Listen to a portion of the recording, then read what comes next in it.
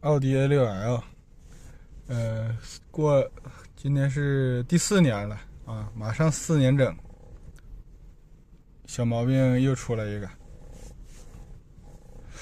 转向异响。我去4S店问了，